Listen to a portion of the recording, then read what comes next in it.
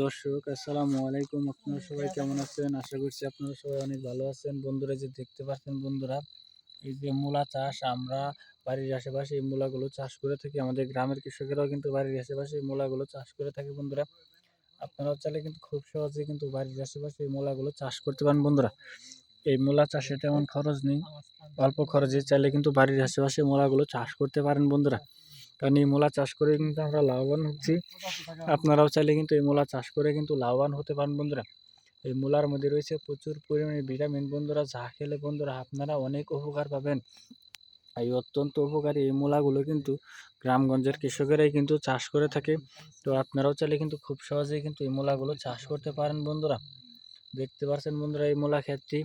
এই মূলা চাষ করার জন্য বন্ধুরা অবশ্যই প্রতি জমিতে এই মূলার বীজগুলো আপনারা রোপণ করবেন, এবং তারপর আপনারা যদি এই মূলাগুলো কিন্তু যদি চাষ করেন, তাহলে দেখবেন যে আপনাদের ফসল এবং মূলাগুলো খুবই সুন্দর এবং ভালো হবে বন্ধুরা। আমরা নিজেরাই কিন্তু বাড়ির আশেপাশে এই মূলা চাষ করে থাকি। আপনারাও চাইলে কিন্তু এই মূলাগুলো চাষ করতে পারেন বন্ধুরা।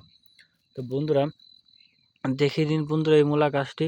তো বন্ধুরা, এই মূলা খেতে কিন্তু খুবই সুস্বাদু বন্ধুরা। মূলার পাতাতে কিন্তু আপনারা চাইলে শাকভাজি করেও খেতে পারবেন, এবং চাইলে কিন্তু আপনারা রান্না করেও খেতে পারবেন। তো বন্ধুরা, যদি আমাদের এই ভিডিওটি ভালো লেগে থাকে, তাহলে বন্ধুরা অবশ্যই আমাদের এই ভিডিওতে একটি লাইক করবেন এবং কমেন্টে আপনাদের মতামত জানাবেন। ধন্যবাদ আপনাদের সবাইকে। আসসালামু আলাইকুম বন্ধুরা।